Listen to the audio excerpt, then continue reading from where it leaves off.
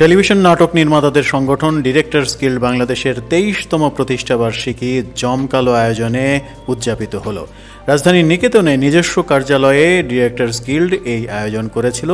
বিকেল থেকে রাত অবধি নির্মাতা, কলাকুশলী সকলের মিলন মেলায় রূপান্তরিত হয়েছিল নিকেতনের কার্যালয়টি। উল্লেখ্য, একই বিল্ডিংয়ে পরিচালক, প্রযোজক, শিল্পী এবং নাট্যকারদের অফিস। সেই ফ্লোরটি জমজমাট হতেই দেখা গিয়েছে সন্ধ্যায়। বিনোদন প্রতিদিন থেকে সরেজমিনে দেখা গেছে জমকালো আয়োজনে কেক কেটে দিনটি উদযাপন করেছে নির্মাতা, শিল্পী, কুশলীরা সকলে। জমকালো এই আয়োজনে মিডিয়ার উপস্থিতিও ছিল ব্যাপক। অন্তত 50-এর অধিক টেলিভিশন ক্যামেরা দেখা গেছে এই আয়োজনে। তবে সবগুলো টেলিভিশন ক্যামেরা না হলেও আয়োজনটাকে জমকালো করতে এই দৃশ্যগুলো নিশ্চয়ই নজর কেড়েছে সকলের।